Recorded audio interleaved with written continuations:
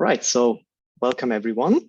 This is an interview of AATN, the Applied Algebraic Topology Research Network. So the goal of this series is that typically we have talks about research and about interesting and exciting papers, but here this is a little bit different. So here we try to not only share the research and knowledge of the community about this, but also the knowledge about professional development and dreams and inspirational stories. And the goal of this interview series is to hear, to learn from, and to celebrate the vibrant stories of our great community. And today, our interviewer, that is the person that is asking the questions later on, is Professor Tamal Dey.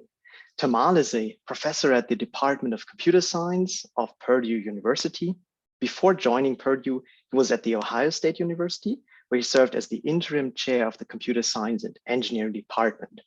He received his bachelor's degree in electronics from Jadavpur University, his master's degree from the Indian Institute of Science, Bangalore, and his PhD from Purdue University in 1991, under the direction of Professor Chandrajit Bajaj. He has held academic positions at the University of Illinois at Urbana-Champaign, at IUPUI, the Indian Institute of Technology, Kharagpur, India, and the Max Planck Institute in Germany. Tamal's research spans many areas of computation topology, computational geometry, and their applications to geometric modeling and data analysis. Tamal is serving the community in various roles as a workshop organizer, a co-chair of Sausage, and on the editorial board of, among other things, Discrete and Computational Geometry and the Journal of Computational Geometry. Tamal has supervised numerous undergraduate students, PhD students, and postdoctoral researchers. And in 2018, Tamal was elected as an ACM Fellow in recognition of his many contributions to computational geometry and computational topology. He's also an IEEE Fellow and an SMA Fellow. Tamal, thank you very much for hosting our interview today. Thank you, Bastian, for a nice introduction. So thank you all for coming, for listening from a person whom I do not need to introduce you. You all know her, but let me complete about her accomplishment in few words. So today we have Professor Yusu Wang from Hali Sioglu Data Science Institute from UC San Diego. She is also the Associate Director for the AI Institute called Telos. So before joining this new position in 2020, Yusu was a professor at Ohio State University, where I was also there. And she received her PhD from Duke University in 2004 and did a postdoc for a year at Stanford. Yusu primarily works in computational geometry and computational and applied topology. She is more interested in developing effective algorithms for data analysis using geometric and topological methods. She is AATRN advisory board member. Also, she is in the steering committee of computational geometry community. She serves as a member of the Associate Director Board for Siam Journal of Computing and also the online journal JOCG. So among all these accomplishments, I know Yusu for a long time. I know what a fantastic researcher she is.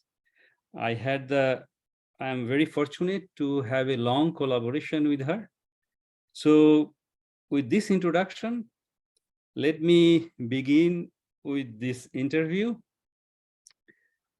So Yusu, so let me ask you the first question, like when you begin your journey, when you were a child, how did you develop the interest for doing like being in academia, or anything you can tell us, like what drew you to this, coming to this profession, being like a faculty or a professor?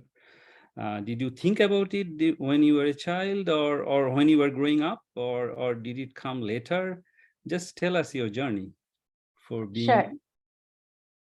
Sure, thanks. So thanks, Tamal, for the introduction. And I should also thank Henry, Sarah, Bastian for organizing this. This is really amazing resource for the community. And I myself often watch this, enjoy it very much. So thanks for having me.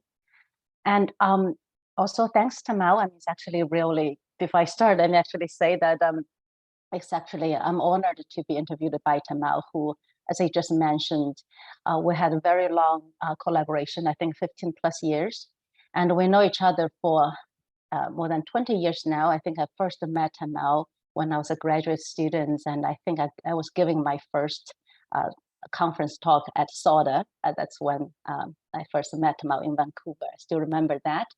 And I mean, we had amazing journey together in the past 15 plus years, and great experience. And I think beyond my advisors, my co-advisors, Pankaj Agawa and Herbert Oldesbrunner, Tamal is one person that influenced my academic career most. So I'm really honored that today Tamal is we're having this together. So I would suggest that really, let's make this, instead of an interview, let's make this as a conversation. So Tamal, whatever you ask me, I might also return the favor and ask you the question. So yeah. That's okay. Sure. So right. So how did I get into academia, this specific path? I mean, I think like many others, I don't think that I had this set very early in life. When I was younger, when I was in elementary school, I really liked the writing. I was writing, poems, stories, and I even tried to submit a few poems to some magazines, but none of them ever got accepted. So because that helped me to give up that route. I wasn't. I was a good student, and I think I was reasonably smart, but I don't think I was an exceptional student before end of middle school. I was in the same grade as my sister, who is 1 year older than me, but we were in the same grade, and she was truly exceptional in pretty much across all every ways, and very popular, well known in the school. And I was more known as, my sister's sister, basically. And I didn't mind. I enjoyed that that label. So I was fine in school, but not exceptional. When I was 13, I, for some reason, I had to leave my parents and went to Beijing to live with my some relatives. I call them grandparents, grandma and grandpa, but really they were my maternal grandfather's brother and sister-in-law. So really my mom's uncle and aunt. I never met them before, but they were extremely kind. They were like, I can never repay their kindness. They took care of me when I was 13 years old. So I went to live with them. I think that was when I suddenly realized that in some sense, I cannot always be sheltered by my parents, that I need to make a life of my own. And that's also when I started to think what I want to do. That was also a year later, was also about the moment in China that you usually choose which direction you go. Usually in high school, then you split into two directions. One is more STEM-like, the other one is more on literature, social science, and so on. I liked writing, but other than that, I really enjoyed everything else, like math, physics, and also chemistry, which I also liked when I was in school. So it wasn't hard for me to decide to go to STEM. Regarding why I then choose this academia, I think I had a great role model in life. The grandparents that I lived with, they were both professors in Tsinghua University. So my grandma, in fact, is a professor in computer science. So somehow I had this very strong role model, especially strong female researcher in life. And I kind of admired that. And even though I wasn't explicit, but I thought that I would go that direction. That's why after a bachelor degree, I kind of decided early on that I want to then pursue a graduate study in America and hopefully find my path in the academic world. Yeah. But that's not to say that I didn't have my, I didn't think twice later. I mean, later, actually, when I was at Duke, the beginning of the journey was pretty frustrating for me. The first 2 years, I felt that I was very lost, and I was working on a project, which is an interesting question, but in computational geometry, but I simply couldn't make any progress. I still remember it was something related to visibility of polygons or other objects in Euclidean space, and I couldn't get anything better than what's done before, and I was really going back and forth. And I, in fact, looked for a job and decided to change that to a master. And I interviewed at Microsoft and so on. And I even asked my advisor at the time, Pankaj Agawa, to write me a letter of recommendation for another PhD position in CMU. So Pankaj has been such a great advisor to me. He said, no problem, I can write the letter. But after I mumbled why I want to move, Pankaj just looked at me and saying that I support you whatever ways you want, but just one thing that it seems that there are many reasons you might want to just think, what exactly is the reason that you want to change or you want to find a job and so on.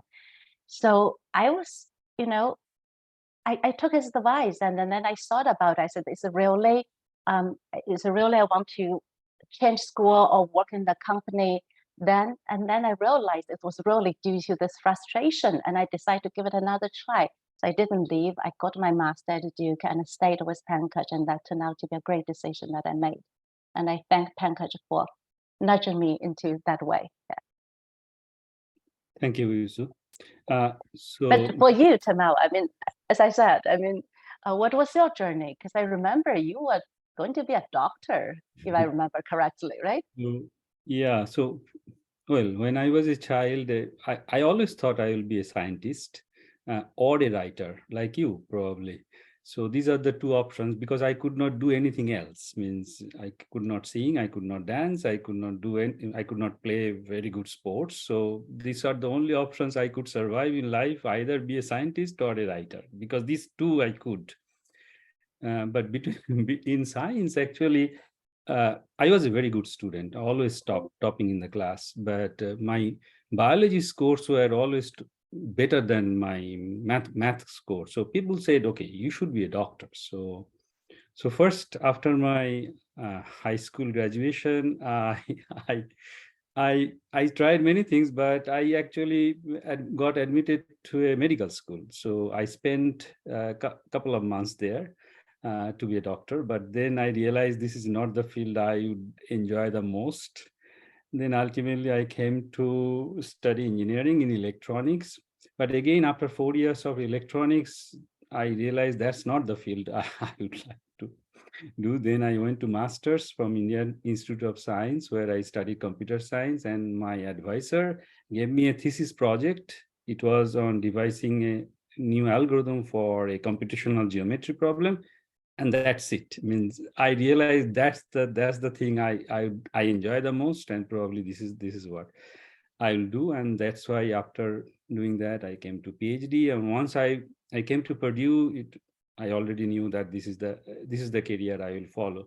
Although in between I worked in a company for a year, and that time also I realized that I wouldn't be a very good fit for a industry world. But then after doing the PhD, I realized academia will fit me, and that's why I came to academia. That's my journey to academia. Thank you. That's interesting, because I think when I was going to college, I mean, at the time, two of the most popular major in some sense, I mean, one is biology, the other is computer science. I considered the math, but then I also really liked to understand, what can computer do? Why can computer handle things that it doesn't look so easily to be, not just the numbers, right? So I was really curious. So that's why essentially I went to computer science. But my background is in computer science, although I have always been interested in math, and took probably more math than many others. And especially after I went to Duke.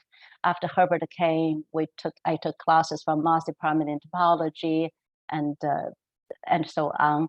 And I was very fortunate to have a lot of also mathematicians, especially applied topologists around me, and then that taught me a lot and collaborate with me along the way.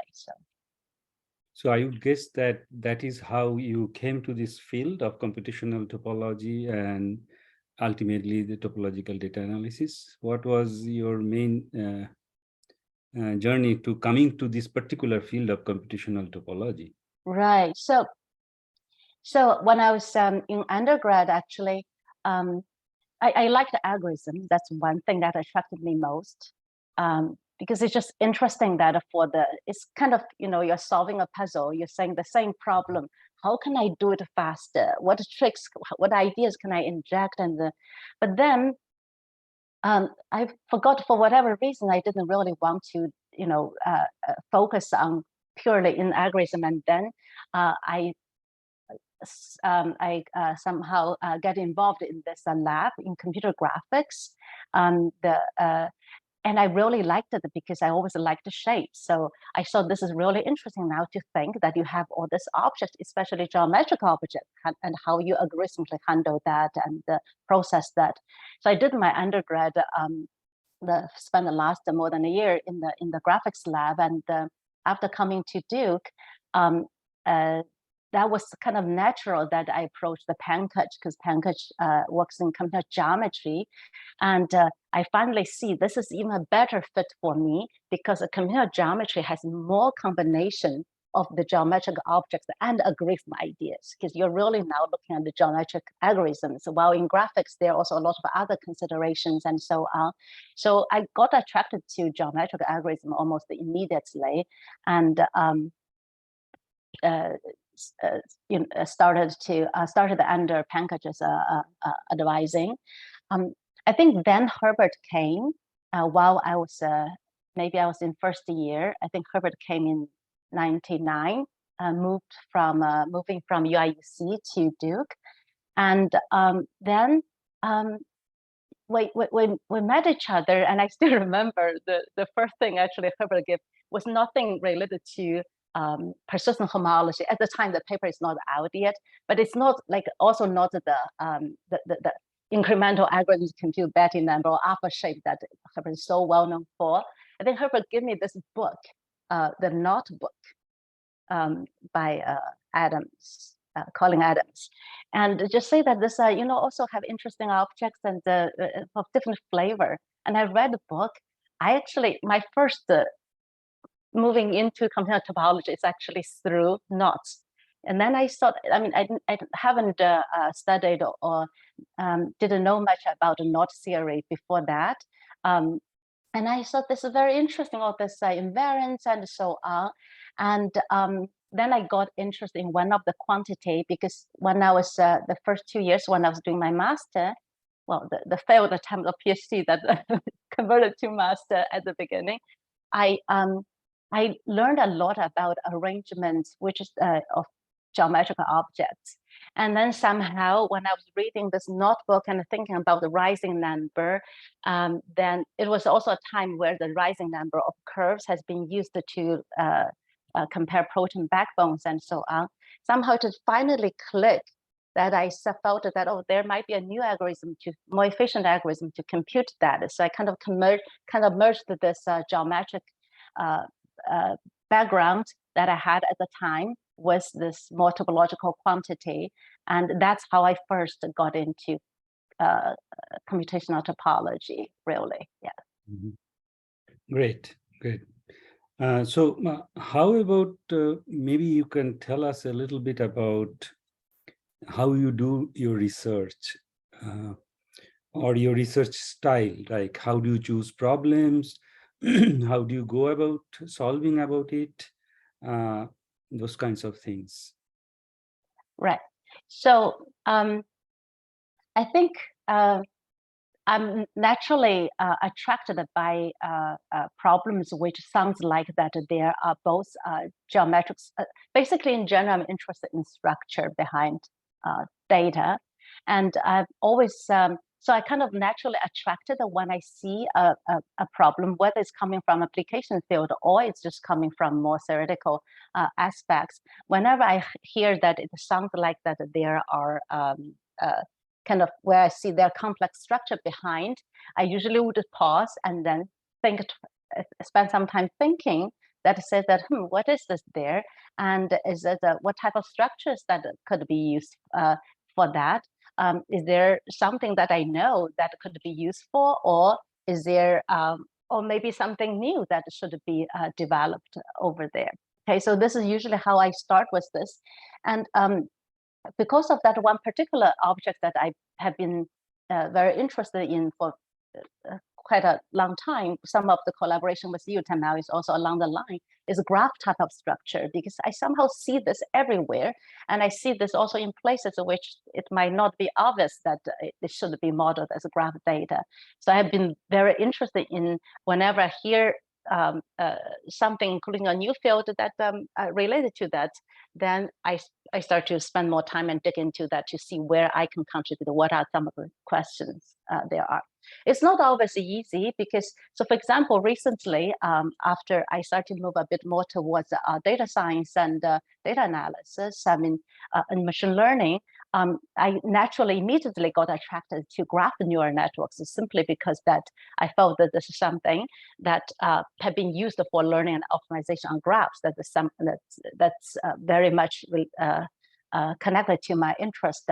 But the journey to graph neural network actually has not been so easy, because it's something, even though it's on graphs, but the machinery it's used, the questions that have been involved underlying has been of very different flavor.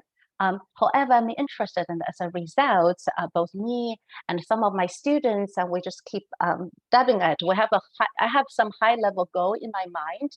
I haven't yet achieved my high-level goal, but then we keep try to understand the graph neural network better, see where can structure or potentially some of the ideas from not just the topology, also geometric ideas, spectral geometry, metric geometry, can be used to help us to tackle the challenges there. And then that kind of took us to this journey. In fact, one of my major journey in the last 2 years. So usually, I guess what I'm saying is that I have some intuition about whether a problem is, number one, I see motivation for that. Number two, I feel attached to it in the sense that I feel that both I'm interested, and also my background, my tool set, my training could be potentially really useful to attack that, which is very often the things that's related to complex structure. And then I go approaching, I start to tackle it, which is not always easy, but it makes small steps and gradually, yeah. Mm-hmm. Okay, so, good. But good. I mean, Tamal, about you, I mean, because in fact, I think both of us, we are interested in, Tamal, you are one of the early, actually, computer geometry geometers. I should tell those who may not know, my PhD was co-advised by Pankaj Agarwal and Herbert Elders-Brunner, and I was extremely fortunate in that. Both amazing researchers.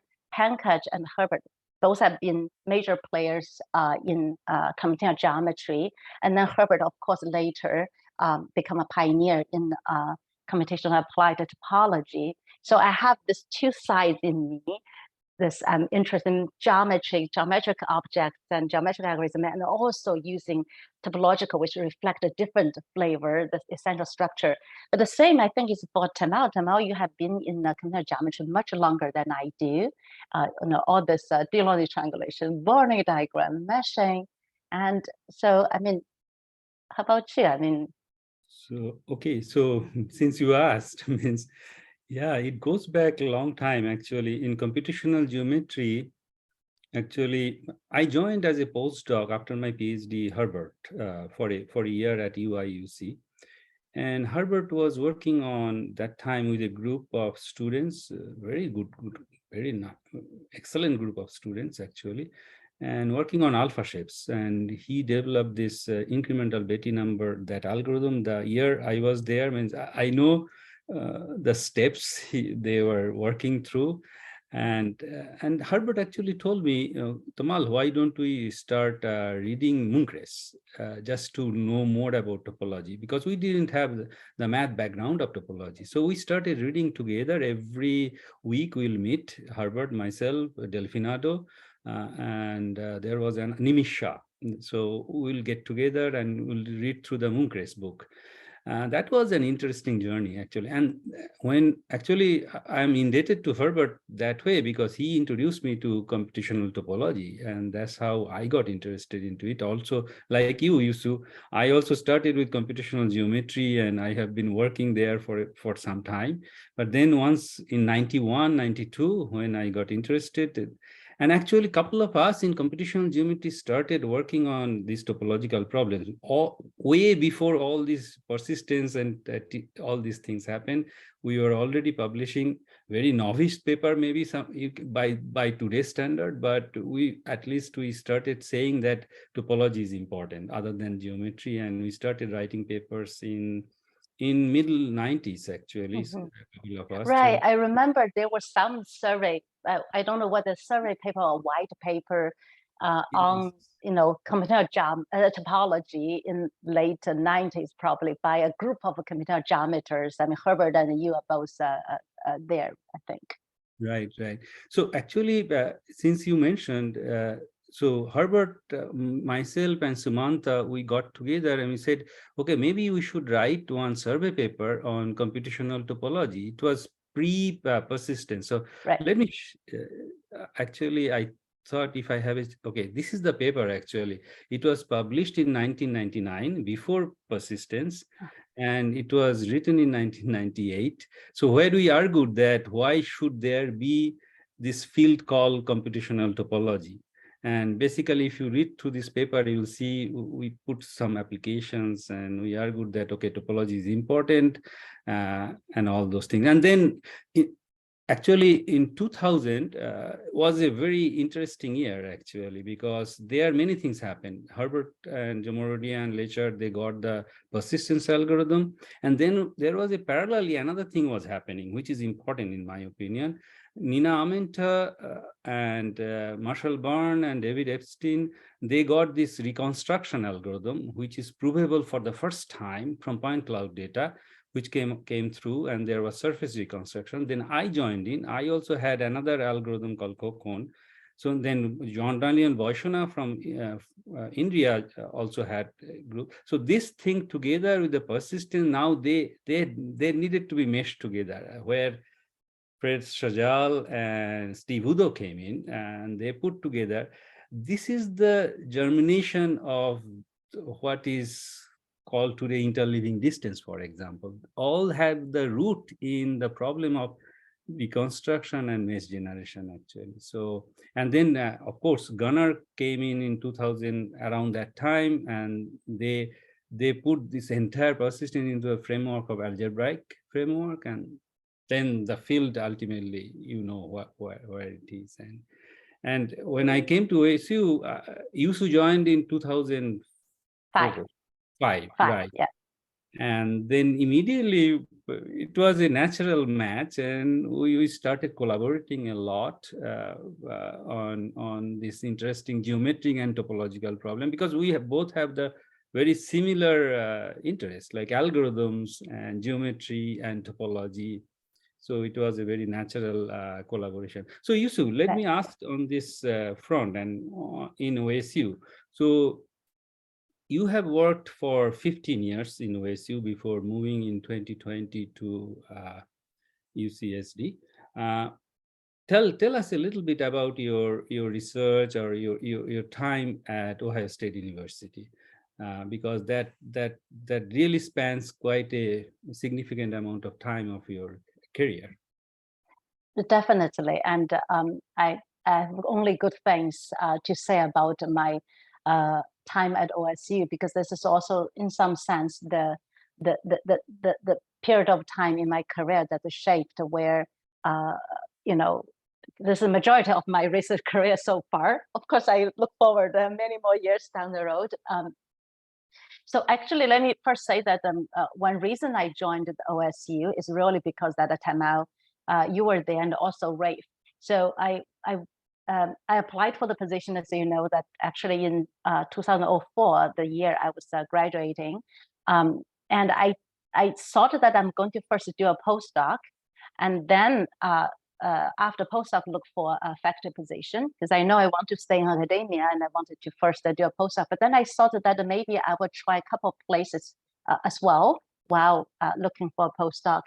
And the reason that I tried OSU is because that I know it has the history in the computer geometry, because Rafe Pankaj also told me that. I mean, Rafe Wenger is there, and Ken Supovit was there before, also doing computer geometry, and also you are there. So this is actually the reason I applied. And also when I got the offer, you know, I decided to go because I felt environment throughout my life, I think, has always been who are your peers, who are the people around you, is super important for your research career to me. Because I mean,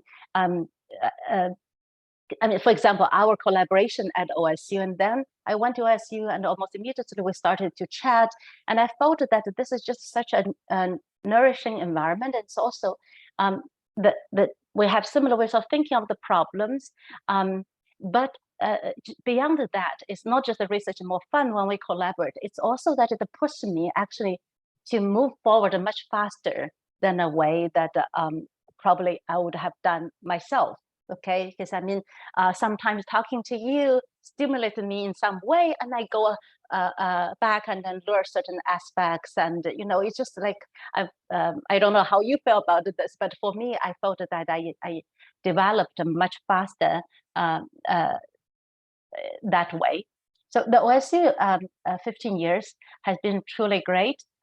We have a very nice kind of group of people. At the beginning, mostly with Tamal and with Rafe.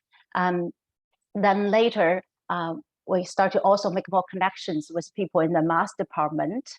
I think at the beginning was Mike Davis and Dan Bogilia, but then later, I think Matt Kale came, Facundo came, and become great collaborators as well. And we have this really very nice nucleus in applied and computational geometry, because we also have complementary interests. I mean, from the mathematical side, from algorithm side, computational side.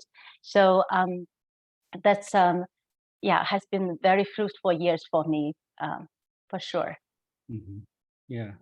No, I remember. Means definitely, it was a very stimulating environment, and it was a great joy for me also collaborating with you. Means any collaboration, in my opinion, means once you enjoy it, there is nothing like it, because doing it alone sometimes is boring, particularly if you are doing with very heavy math and algorithms and thinking about it only by yourself. Sometimes it becomes a little boring, at least to me. So, but when you collaborate and talk to your peers, like I had Yusu there, it's very stimulating, and also it's joy, it's fun. We will be getting together almost every day in one of the office, and we'll discuss over the problem for hours sometimes with our students, and that was a great fun. So Yusu, what would you, so suppose I ask you to pick one. I know that you have done a lot of work during your stay at OSU. Suppose I ask you to pick one problem you enjoyed the most solving while being at OSU. Which one will you say? Oh, that's that's a tough one. I think, I mean, as I mentioned, that somehow I always liked the graph structures. So one line of work that's probably more dear to me than others is the exploration of first the reef graph and then later coming to using a discrete Morse theory for the graph reconstruction. The reef graph itself, I mean, I think I really started with the reef graph first by that, how do I do this in a noisy environment for, you know, extracting the hidden nonlinear structure, which goes beyond the manifold. And the graph is the geometric graph is the natural first step because it's nonlinear, it's not a manifold, but it's also simple. And the reef graph was from computer topology was a natural choice for that.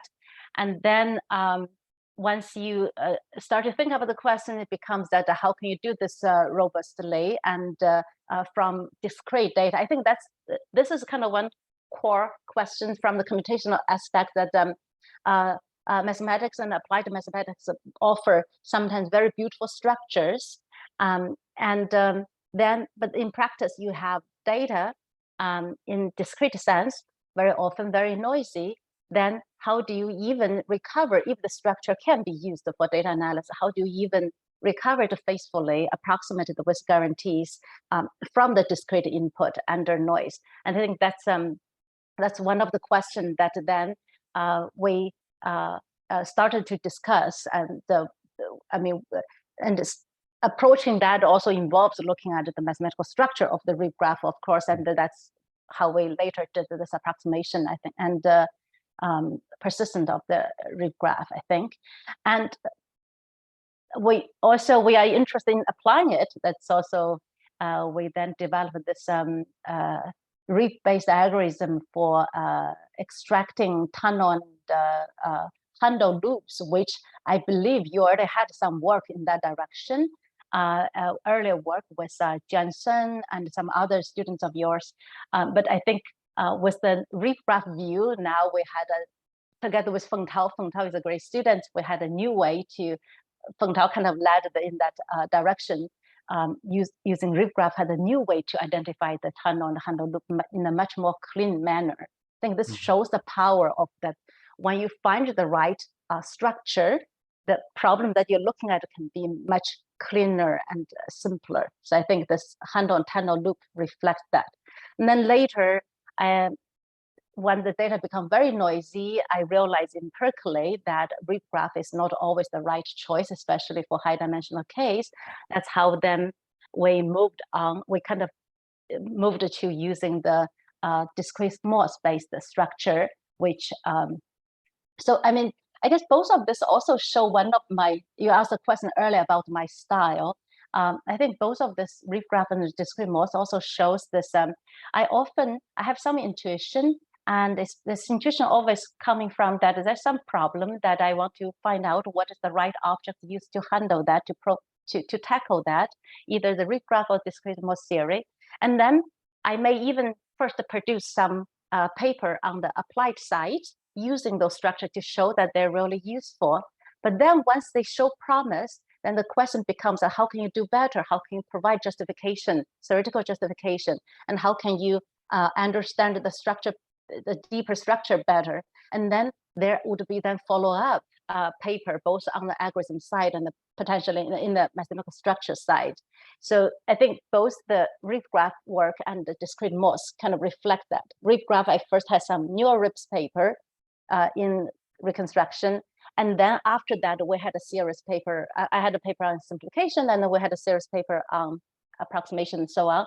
And then discrete Morse, I first used it for road network reconstruction, and then we start to provide a lot of theoretical understanding as well. Yeah, that's great to know. So maybe, how about for you? Yeah, so for me, for the last, I was there for 20 years, so it's difficult to pick one, but at least in TDA, if you ask me, among the ones we have collaborated with, I think the work on developing the persistence algorithm for simplicial maps I think I like the most. because through that we got, because during that time we already knew about the persistence algorithm, but then we realized that sometimes you cannot apply it. For example, we designed together this graph-induced complex where between the different graphs, we do not have inclusion maps. It has to be simplicial map. So the persistence algorithm originally developed was not suitable for simplicial maps because then the linear maps at the homology level is not induced by inclusions. So that needed some other thought. And I think with Fung Tao, you and we really developed a very good algorithm for it. And that is something, and through that actually came this other notion of annotations. Looking back to it, actually, yes, it is related to cohomology, but during that time it was not so obvious. So, and we developed these annotation algorithms, and yes, sometimes it is called cohomology algorithm, but actually I don't think it is exactly the cohomology algorithm. There is a difference between the cohomology and the annotation algorithm. During that time, we didn't know about all the structures as we know today. It might seem simple now, but it was something we really enjoyed. So at least I enjoy it a lot. So Yusu, given the time, maybe you can tell us a little more about our book writing project, because I think you spent quite a bit and I spent quite a bit on writing this latest book on topological data analysis. So maybe why don't you share your experience on writing this book? Sure. And it's a long, I mean, trying to write this book has been a very long process. As you know, I think we talked about it for several years. And I think, interestingly, pandemic really helped. Tamal and I think we started to talk about this probably 4 or 5 years prior to the pandemic. And we felt that since we both working so much on that, and we're both very much interested in the computational aspects and of this, and we're interested in developing this book also because we were teaching computational topology class. We hope to have a more suitable textbook along those perspectives as well for more computationally potentially oriented students. And I think we have been, I think the style was that we were, we discussed the everything, but then each person take a lead on either a chapter or part of the chapter and so on. And it's been slow, even though we promised each other that we're going to have either weekly or monthly meeting to check on the progress. And then I think there were so many cases where we meet each other, so that no, haven't done much this month. And, but gradually they come together. And what was pandemic, actually, I just moved to UC San Diego, and Tamal was in Purdue. Even though we were physically apart in different locations now, but because of the use of Zoom, that was actually the time, for some reason, that I think for me was hard to do many other things, and I was much more focused on the book, and apparently it seems to be the same for Tamal. And that was a time we concentrated and worked quite a bit, and finally wrapped up the book and finished it. But the whole journey has been, it's my first book writing experience, and the journey, I mean, there are up and downs, but I enjoyed it very much. So yeah. No, it was a great experience, actually. And at least for me, while writing the book, you come to know where the details are missing and how to be more precise. At least writing the book has made me very much more precise mathematically than I used to be. So that was a great experience. And also, like, yes, as you used to say, like, we'll be chatting over Zoom so much means to finish this book, because we had the urgency to finish this book by certain time, because pandemic is happening. At least for me, you never know whether we will be there or not. So let's finish it. So that was the urgency.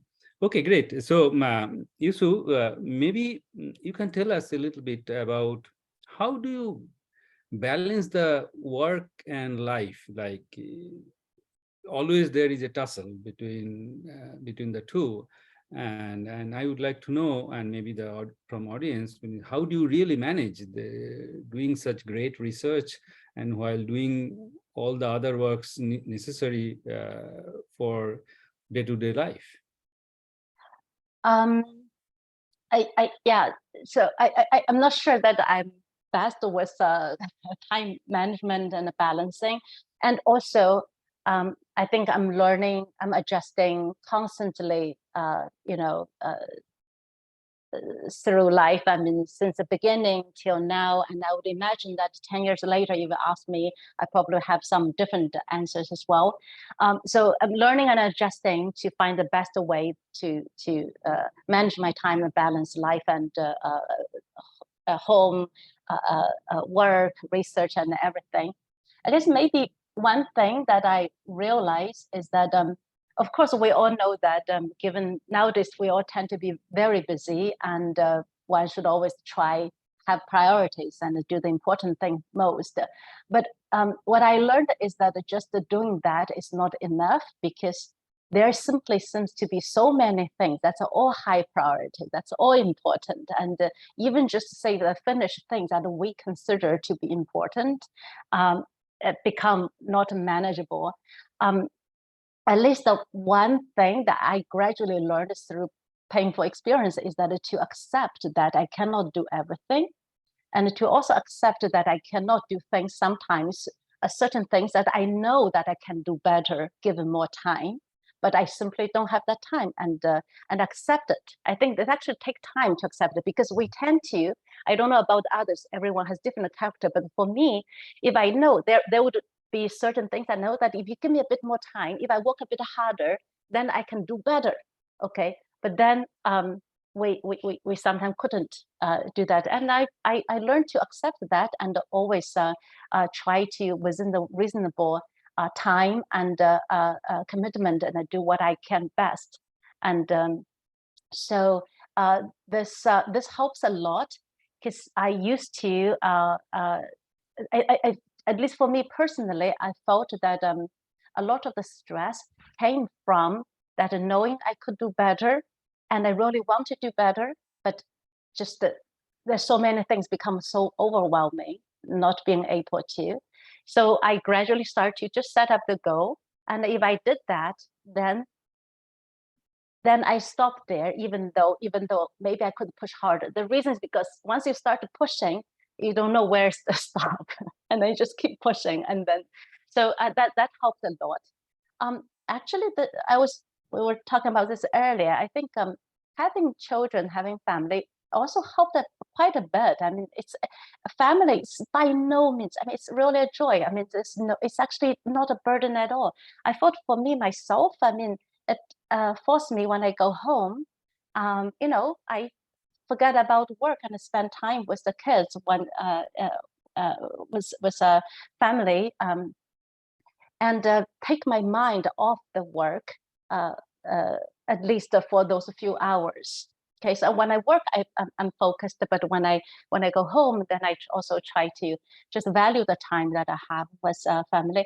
I actually think personally it helped me quite a bit. When I was a grad student, I have this typical grad student schedule. I work till 1 or 2 a.m. and then I sleep through the morning and so on. And I also remember we had a package as 3 students. We were in the same year, great peers, Nabil and Satish. We would then, discuss problems or chatting in the office. With family, you cannot, and it's actually forced me to have a more healthy lifestyle. So yeah. Okay, so with a very few minutes, let me ask you one question. What are the other interests you have other than academic? Like, what do you do? Means any extracurricular activities or any particular thing you would like to share?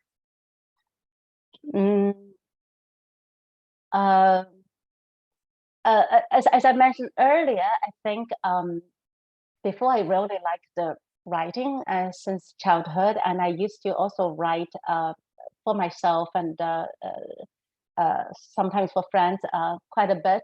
I haven't really done so after the job and the family become more demanding.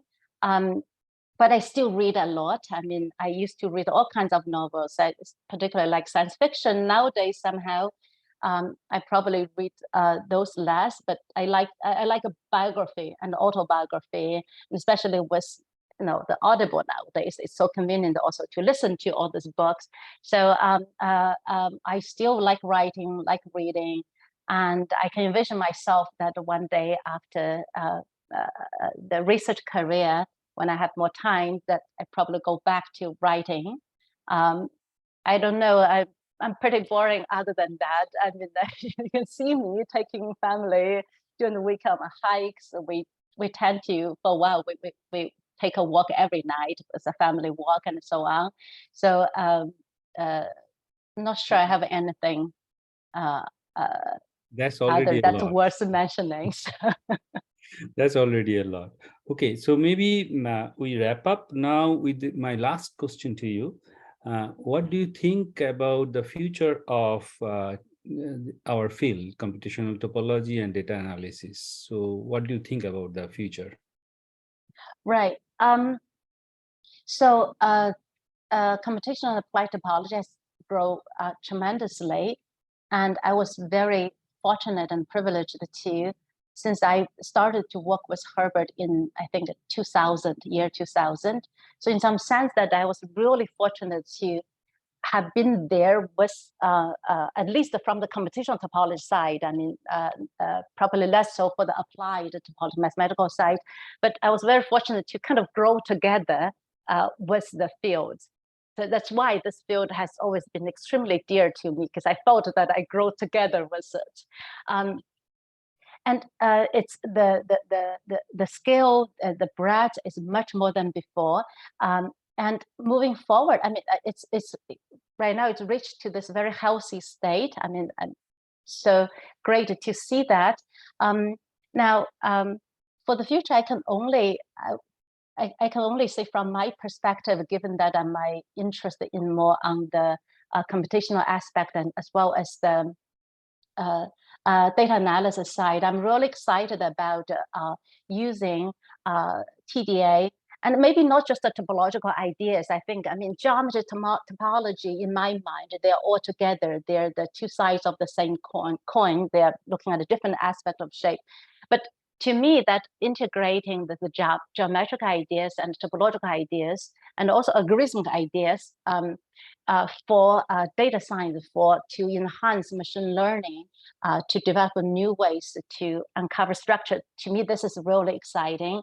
I know Bastian also has been looking at TDA combined with machine learning, one of the pioneers there. Of course, I mean, the entry point is not always so easy to find, because you don't want to you want to find a deeper connection to make some more significant progress. But I think this is really promising and a very exciting field, at least for me. That's one direction that I'm very much focused on. Overall, I feel that the field also grow to the point. I mean, I think we need to respect the diversity and also encourage the diversity in terms of the breadth.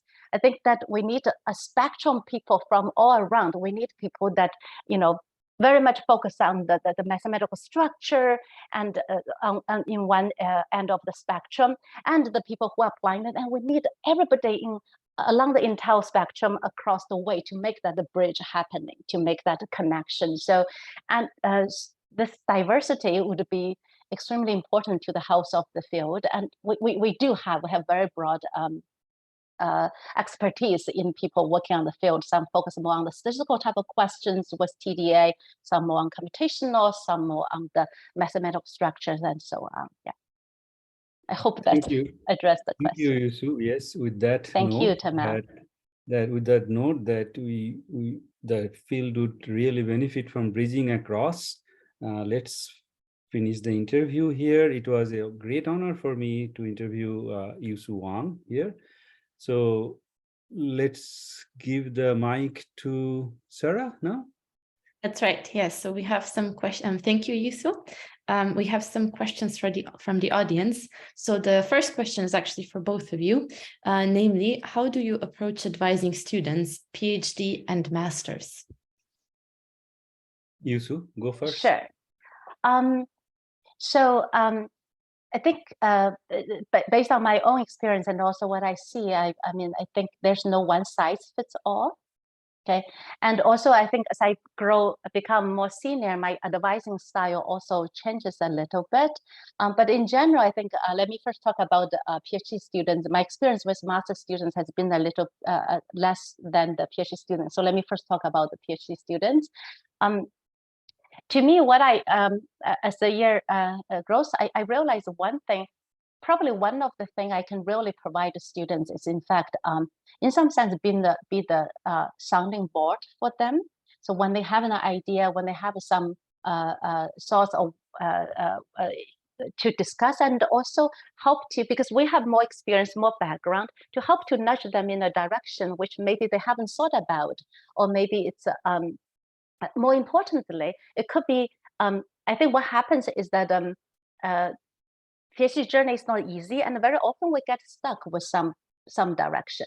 Okay, and with our experience, we now know that these obstacles are normal, and things always work out in the end, one way or the other. You push this through.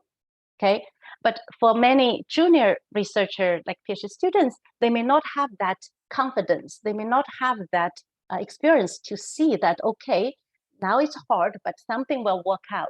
And I think this is actually one place where, with our experience, we can tell them, and we can help them to encourage them, to be reassuring for them that things can work out. And even if it doesn't work out, there'll always be another way or another problem that's coming out along the way. Okay, so for me, I got a lot of that from my advisors, both Tankard and Herbert, and I felt that those was very valuable, because I tend to lack confidence at the time, and then this is reassuring, even though progress is not immediately seen at the time.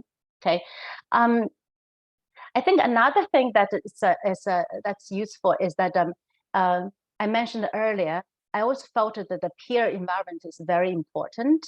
What are the fellow students around you? What is the research environment around you?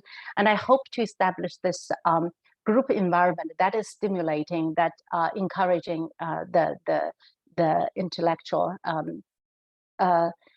curiosity, and because I think that's probably more important than guiding the student on a very specific point.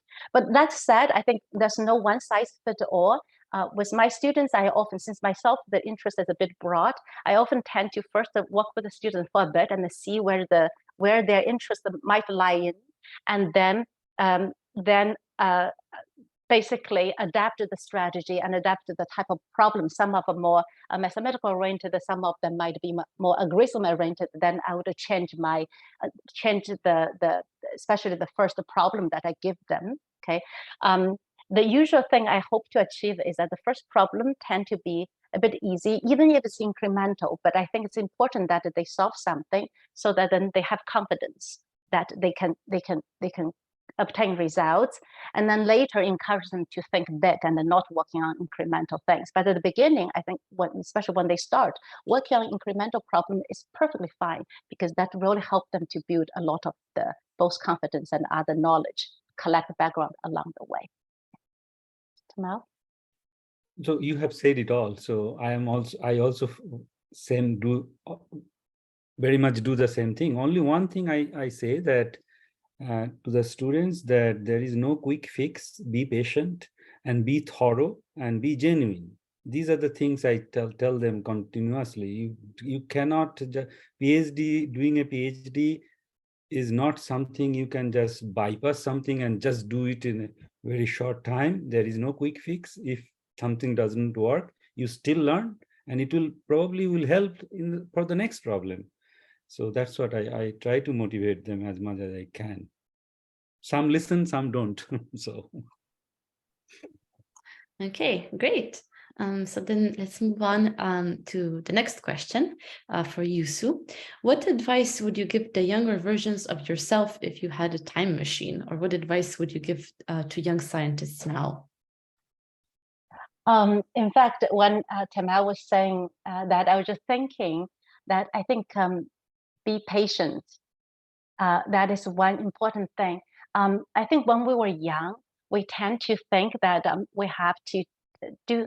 By that, for example, sometimes the pressure coming from ourselves, at least in my case, we tend to think that oh, I have to do something, and maybe peers around me are getting results that I'm not getting. And I learned that life is very long, and we have plenty of time in research ahead of us. Okay, and 1 year, 2 years in the long scheme of things really does not matter so much. So be patient and take the time to build up the background, and because you never know later what can be of use, what knowledge. And so yes, I guess, I mean, I hope I had that wisdom when I was younger and realized that there's no hurry in pushing things, and right. I guess somewhat related now, given what you started talking about. What do you think the next frontier for TDA is? Maybe homotopy theory, or like what is your opinion? So that's the question. So I guess what so is this a frontier in the sense of as I mentioned, that one thing that I personally really hope to see is that how ideas from TDA can be used to understand or design better machine learning architecture. Okay, now this is not just saying that, because we all know that TDA is very good at for example, summarizing, finding features of a complex structure. But I think what I'm thinking is that something deeper than that, for example, can persistent idea be used in better designed architecture so that it's more robust to noise in data? Or if we take the point of view of that, what we see very often, say, graph is really the one skeleton of hidden space, which may have high dimensional features. How can that be leveraged by the current machine learning pipeline, which very often they are not explicitly leveraged? How can we provide the right inductive bias and so on? So one particular direction I think is interesting is also this connection. This is between the combinatorial Laplace along the similar way, because when you look at the high order structure, I mean, there, other than the homological feature, there's also this combinatorial Laplace operator, which in some sense captures not just the topology, but from its spectrum, from the eigenfunction, so on, captures things beyond that. Okay, so and we also know that the spectral operator has also been crucial in developing, at least for graph case, neural network architecture. It'll be interesting to have more study of this operator, and also see how that can be better used for machine learning. Yeah. Tamal, what about your vision? So maybe anyway, my vision will be a little bit colored by my own bias. So one thing I find that this field of multi-parameter persistence need to be explored even further from the algorithmic point of view, in specifically because lots of structures are known, but there is not yet enough efficient algorithms for computing them. That's a wide open field, in my opinion. Only very recently, some people have started scratching it. The other field I find very interesting and probably a lot of potential is the dynamical systems, the combinatorial dynamical systems. We already know in math, like dynamical systems have been there for ages, like ODEs, PDEs. But this new math is coming because of the discretization, because we have to compute. And then we have this notion of combinatorial Morse theory through the great work of Robin Foreman, and then others who have come along, like one of my collaborators in Marian Mojic. He is doing a great job. So I feel these dynamical systems developing this field through topology, particularly the TDA aspect, is great. I mean, there are lots of things to be explored. These are the main two things I feel are very ripe for attacking now.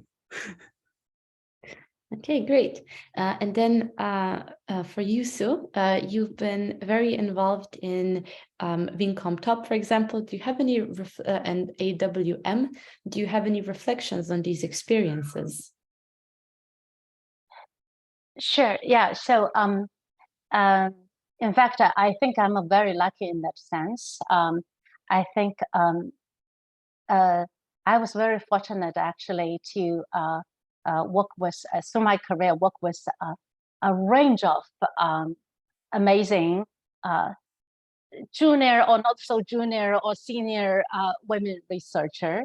And so I think, in fact, the first is that I want to actually thank Vincom Top.